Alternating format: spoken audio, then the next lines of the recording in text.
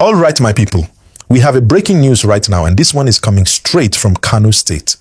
The entire city is on fire with massive protests. Thousands of Muslims, Ariwa youths, and even northern elites have stormed the streets in anger, protesting against US President Donald Trump. Before we go deeper, please like and subscribe, because we'll be exposing a lot in this video. And what we're about to reveal will shock you, because it's clear now that this issue has gone far beyond politics. It's turning into something much deeper. Now, according to multiple videos circulating online right now, the protests in Kano are huge. Streets packed, banners flying, people chanting in Hausa, and on almost every placard, you can see mocking images of Donald Trump, some even burning his posters publicly. One of the protest leaders, speaking in Hausa, said something that caught global attention. Let me translate it word for word. These bandits, these so-called terrorists, are our sons, our brothers, our fathers, and our uncles. We do not want anyone harmed or killed. We oppose US military intervention in Nigeria and reject President Trump's actions. That was the message being preached loudly through megaphones as the crowd chanted in agreement. In other words, these religious and community leaders are openly defending the same people the US government has labeled as terrorists. According to the reports, this massive protest was organized by Islamic groups across the north to counter Trump's recent remarks about persecution of Christians in Nigeria.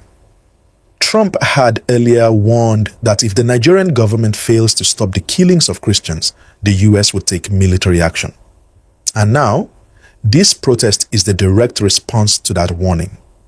The protesters carried placards that read, "We condemn Trump's threat to attack Nigeria. There is no Christian genocide in Nigeria. America wants to control our resources." You can already see the direction this is going. They've turned a humanitarian crisis into a political and religious standoff. Now here's the twist. While the northern protesters are defending the bandits and opposing US interference, the Nigerian government is also backing their claims. Officials are saying that the so-called Christian genocide is false, that there's no religious war, and that Trump's comments are just a way for America to interfere in Nigeria's internal affairs. But my people, this is where Nigerians, especially Christians, are beginning to get angry. Because the question now is simple. If these bandits are killing innocent villagers, burning churches, and kidnapping school children, how can anyone call them our brothers and fathers? And this is why many are saying that Trump might be right. Because this open defense of killers by religious leaders is exactly what exposes the deeper problem Nigeria refuses to face. Let's be real. These protesters didn't come out for justice. They came out to protect the very people causing chaos in the country. They're not angry that people are dying. They're angry that someone from outside dared to call it out. And that's why Christians across the South and Middle Belt are reacting sharply online tonight. One person wrote, "Greater than, these are exactly the kinds of things Donald Trump loves to see. And when he does, he strikes even harder." Another wrote, "Now I'm confused about who these terrorists really are, because none of these protesters look like bandits, yet they're doing exactly what terrorists would do if given the chance." And my people, that statement cuts deep, because maybe, just maybe, we've been looking in the wrong direction all this time. Maybe the real problem isn't the men hiding in the forests. Maybe the real problem are those living comfortably among us, in fine clothes, smiling on TV, pretending to be peaceful, but secretly protecting the killers behind closed doors. Because how do you explain this?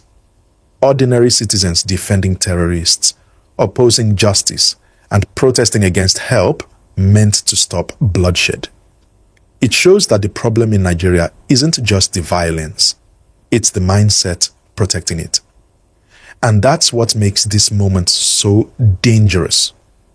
Because for the first time, the world can now see clearly that the war against terrorism in Nigeria is not just a military fight. It's a war of truth versus denial. So, my people, that's where things stand tonight. Kano State has exploded with anti-Trump protests. Northern leaders are defending the bandits, and America is watching closely. Because if Trump sees this, and you know him, he won't ignore it. There is nothing Trump said or alleged that is not substantially true. The fact that the Nigerian government has ignored the reality of a genocide is not in doubt. The fact that the Nigerian government has been complicit in that genocide is equally beyond argument. These are things that most of us have been saying, including me, in books, in speeches. We've been saying this for over 10 years. So it doesn't require Trump to speak to the truth of what is happening. It is because it is Trump that has spoken that all this brouhaha is happening. What has Trump said that hasn't been said by multiple Nigerians within Nigeria? The issue is, for many who are listening to Donald Trump say these things and, the words that he used, guns are blazing. Yes, in many ways, it could be that we've forgotten what the message is and focused on the messenger and how the messenger made that message. However, an intervention or an invasion, is that something that you would welcome? See, Trump did not threaten an invasion. Don't let's kid ourselves. There are multiple evidence of Nigeria going around cap in hand. We've become essentially in the hands of our rulers a beggar nation. The same country that went to stabilize Sierra Leone, stabilize Liberia, is the same one that cannot fight Iraq tag army of Fulani extremists and Islamist jihadists, simply because persons within his government and his military have compromised his territorial integrity and discounted the safety of his citizens.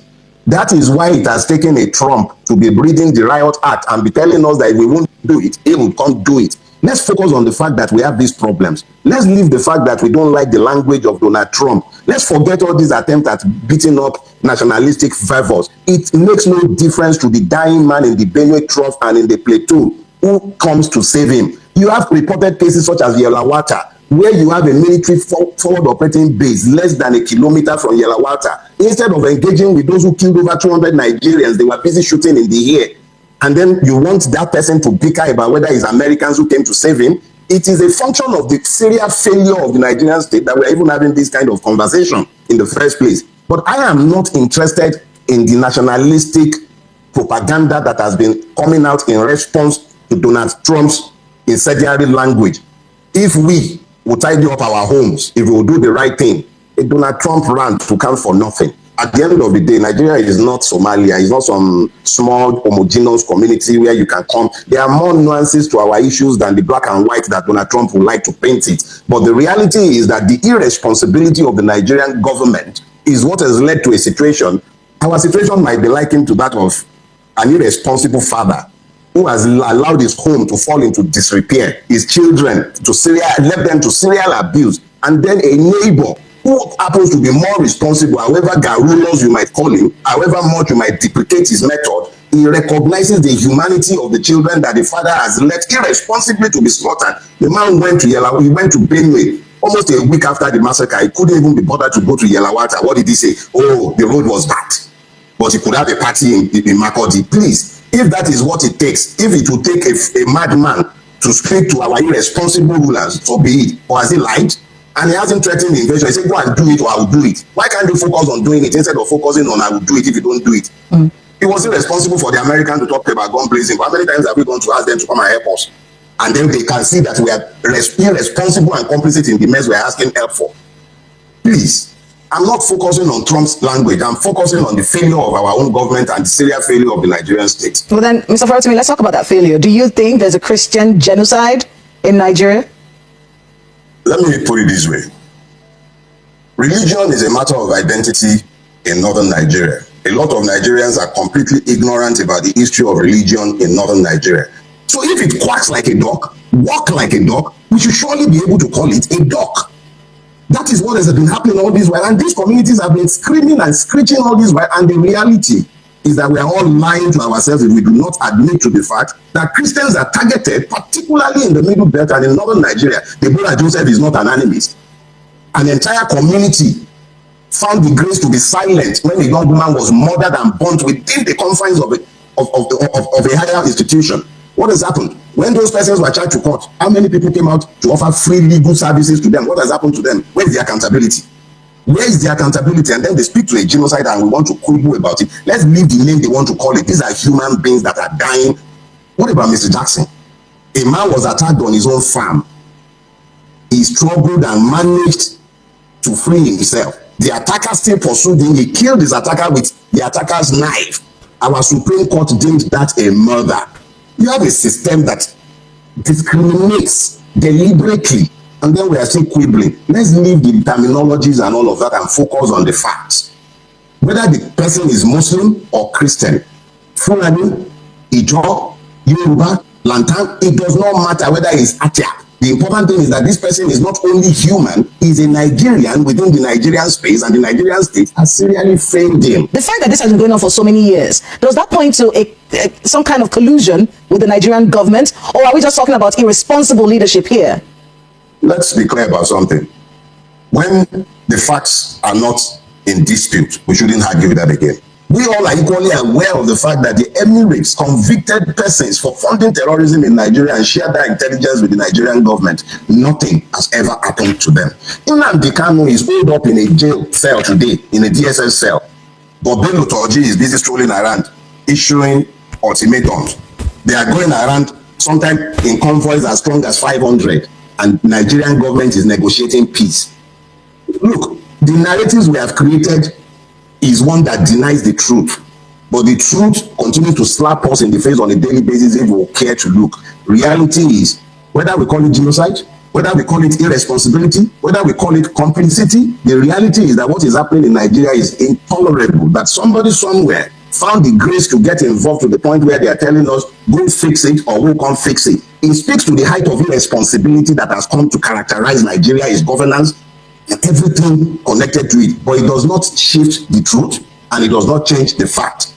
There are people dying in droves, and the government, for whatever reason, the same Nigeria that could once enforce peace in faraway land is no longer able to enforce peace in his own country. It was Abacha that said, when insurrection, insurgency, insecurity last longer than 24 hours, government is involved. Let them ask themselves what has happened to us. Some have said that calling the insecurity in Nigeria or defining our insecurity based on religious lines would be a little simplistic. I got an analogy recently where someone said our insecurity in Nigeria is like soup. There are too many ingredients inside of it. It's even gotten to a point where you can't exactly separate the ingredients. There might be some genocide going on in there. There's land grabbing going on. There's banditry. There's kidnapping. There's a business going on in here. So a lot of things have led to where we are, which in many ways is why the Nigerian government is saying, listen, President Trump, we hear you, but what you're saying is based on wrong intelligence. There's more to it than you think. What do you make of that? And there really is very little that is unique about our situation. What is unique is that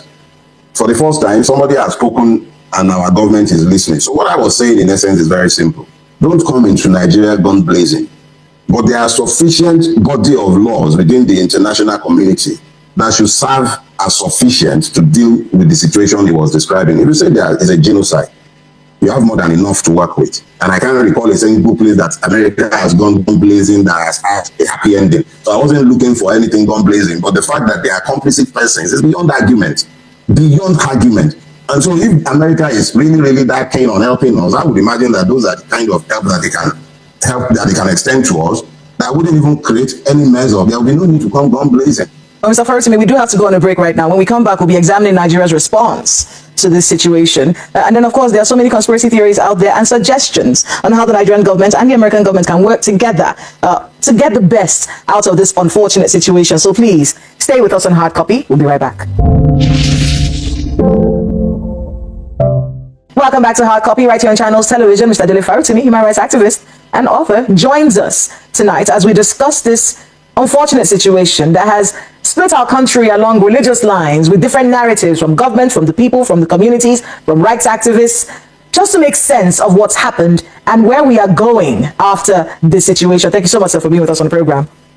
Thank you for having me. All right, let's examine the Nigerian government's response so far. And I wanted to also get your thoughts on something Professor Wole Soyinka said recently, describing Donald Trump as a petty bully. Likened him to Idi Amin. What do you make of that in the wake of this situation that we're dealing with?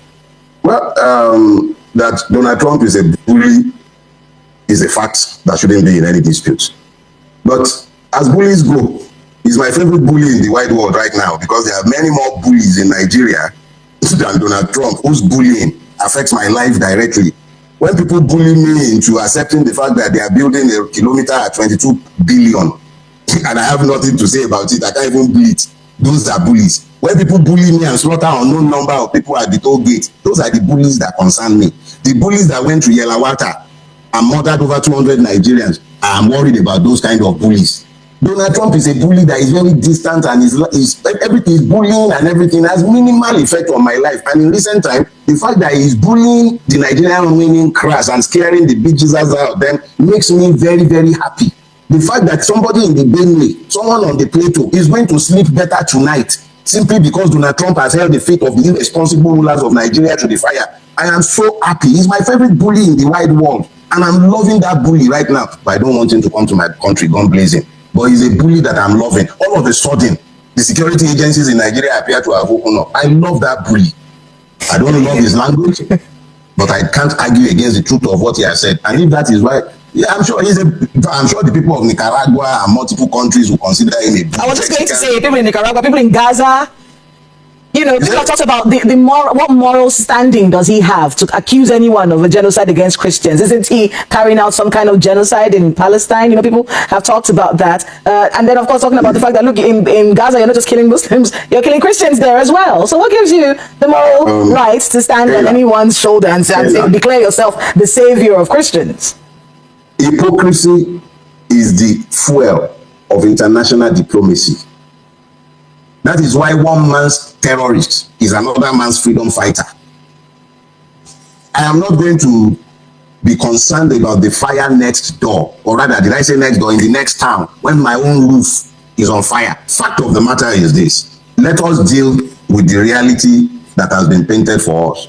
Some of us have held up mirrors for a while, showing Nigeria the fact of its ugly nudity, but it refused to change. We spoke until we've been horrors. We even spoke until we landed ourselves in prison. But now, somebody from outside is the one telling them the truth is not devalued in the mouth of a liar. The question is, has Donald Trump lied about the killings? Maybe you don't like the fact that he has called it a genocide, which is a very political word to use, especially when they have all these crevices to hide behind and everything. But it doesn't change the fact that unacceptable casualties have been taken within the boundary of a country that proclaims itself to be at peace, whose rulers gallivant all over the place as people are being buried in mass graves, and we are still quibbling over what name Donald Trump is calling it. He's calling it. There was one imam a few years ago who was honored for hiding, God knows, countless number of Christians in his mosque in Plateau.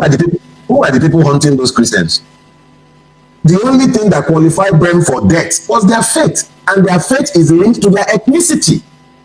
Because as I told you at the beginning, religion is a matter of ethnicity, is a matter of identity in northern Nigeria. That's why the northern Christian is not the same as the southern Christian. All these pentirascals in Lagos and everywhere can be lying about whether there is genocide or no genocide. The Ekwa pastor who is burying his church members and tribesmen in droves, he knows what is happening to him. When he knows that he can't even go back to his ancestral land without risking death, he knows that it is genocide. So I don't need Trump to tell me what I have seen and heard within, and I've been I have been using the word genocide to describe what is happening in Nigeria for close to 10 years. Then all of a sudden, people whose ears were blocked and were not listening are suddenly listening. It's not because they care. They don't need Trump to tell them what's happening in their country. They are complicit in what is happening in their country. That they are suddenly bleating now is because they know that all of a sudden, somebody crazier than them is asking questions of them, not because something strange is being told to them. They are already aware of the fact of the killings, and if they don't want to call it a genocide, they don't want to call these things massacres, even though they themselves have been directly complicit. They were there in Lekki, they were there in Zaria. So it's nothing new. These are persons exercising the powers of impunity extended by the Nigerian state and the insurance that comes with that nothing will happen, they can do as they care. No consequences. How many of these murderers are in prison? Instead, they will say they are repentant. Where have you ever heard that nonsense in the world? Repentant terrorists. You are calling people bandits. You are calling genocide farmer headers clash. What nonsense? Which farmer is clashing? How can a farmer who holds nothing be clashing with somebody carrying Kalashnikov and M16 rifles, and they are calling it farmer headers clash? And you find government persons peddling that idiocy. If Trump is the one that has put a bee in their bonnet, I'm happy to see them running around and as it should be. Is it possible? Let's try. Is it possible that the Nigerian government may be afraid of a kind of rhetoric that divides us further. It feels like our unity, our oneness as a country has been walking on eggshells. Hold on a second. It's possible that we've been walking on eggshells all of our lives with this unity of ours and this thing that we hold so dear, this nationhood that almost can disappear in a whisper. So little words, well, that could have big ramifications. Words like genocide, Fulani herdsmen, things like that. Is it possible that the government is being a bit careful not to divide us further? Because when we put these things out there and it becomes a label that we've given groups or ourselves, wouldn't that do more harm than good, divide us further? A wise man once said something. He said, if the truth will kill them, let them die. The fact of the matter is that if we are not able to tell ourselves the truth of our situation, if we shy away from calling what we see what it is, then we are merely reinforcing if multiple persons in government paid and maintained with taxpayers' money have been found in the public space saying things that shouldn't come out of their mouths. And what has happened? Nothing, because it has more or less become official state policy to weaponize ethnic differences, religious differences. All our differences have been weaponized and tolerated to gain power and to maintain the hold on power. Actively, persons who should promote unity divide on account of ethnicity. Are we going to lie that this isn't the truth? These are facts that can no longer be disputed. It does feel like the American government has it in for Nigeria, and that there have been signs of this. Of course, Professor Wole Soyinka's visa being revoked, and then of course, based on some of the alliances that we've made, standing with Palestine, insisting on a two-state solution for the situation in Gaza, siding with Ukraine in the war, and then of course that's refusal of the Nigerian government to accept refugees from the United States. Many people have said that these are the reasons why the American government, that they've had it in for us, and it just got an opportunity from politicians who some say took politics too far by taking this story and asking for the American government to help us out. They decided to latch on that to be punitive on the Nigerian people. Do you agree with this? I am not blind to the fact of American hypocrisy, but I am saying that ignore the messenger. Focus on what has been said. Are people dying unnecessarily in Nigeria or not? Whether if we had accepted the refugees we were being pressed to accept, whether Trump would have remained blind to the evil, that's conjecture. Thankfully, we didn't allow it. So if that is what it took to awaken somebody who can get the attention of the Nigerian government to focus on the evil that is happening in Nigeria, I am happy. What has happened to the list given by Olawumi in 2016? Has it disappeared from our archives? Do something about that. What has happened to the list sent to us by the UAE? Do something about that. What has happened to all the actionable intelligence you have about the location of terrorists? Do something about that. And properly classify terrorists as terrorists. Stop calling them bandits. Then ask for help where you require help. Surely, if the world sees us moving like a responsible country, Trump himself has enough problem of his own. He wouldn't have time for us if we would do what we need to do. We should do what we need to do and stop quibbling about the language the man has used.